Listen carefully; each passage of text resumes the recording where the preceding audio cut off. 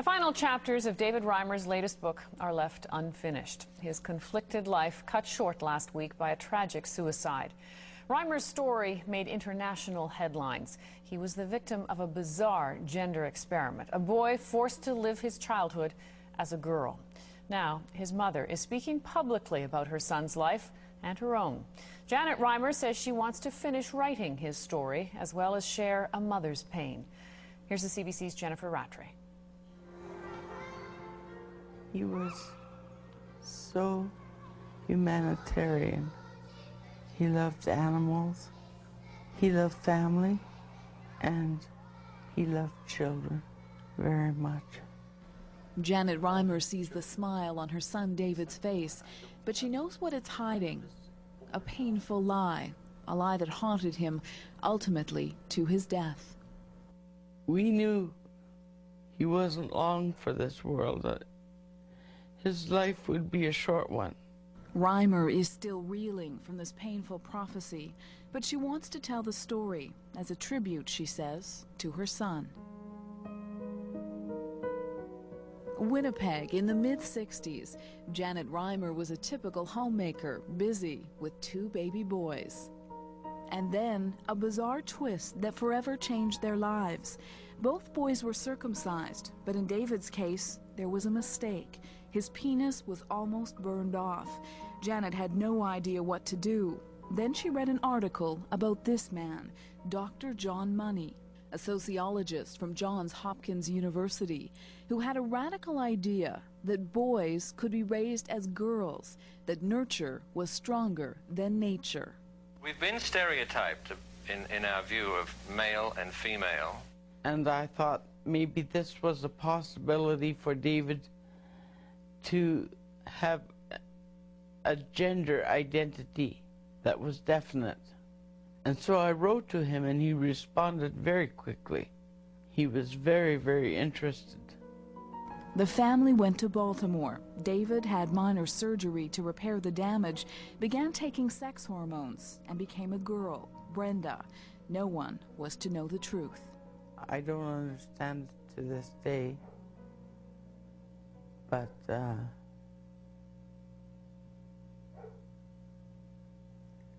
we also were afraid of the world,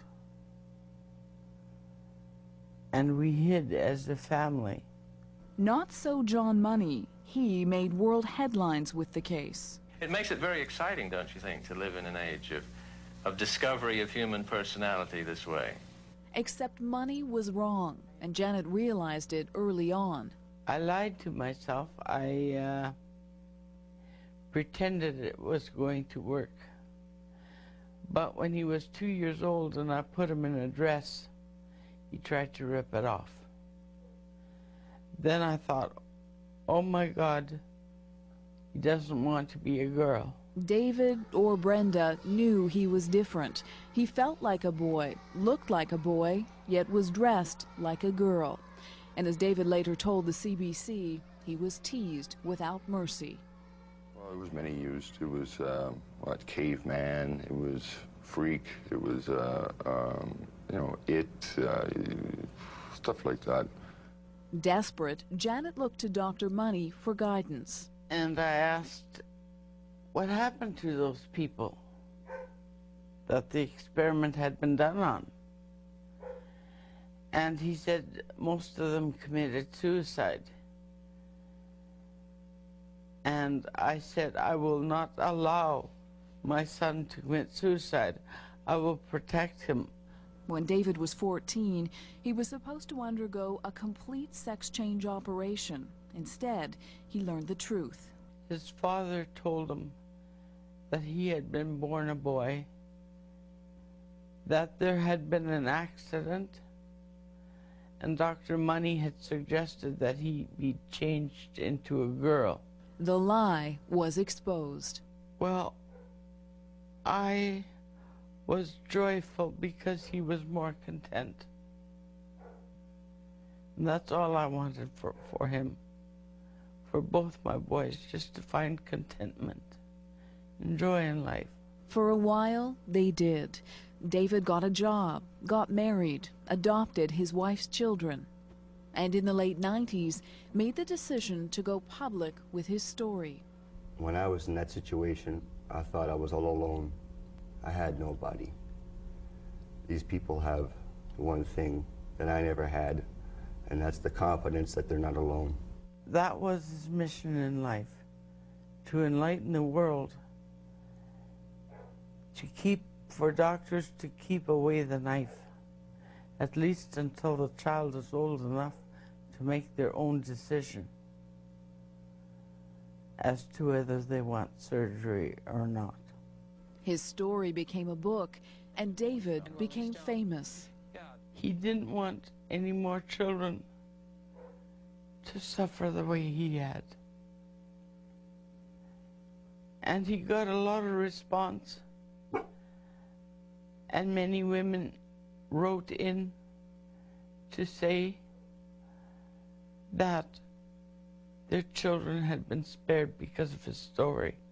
But the family could never escape the past.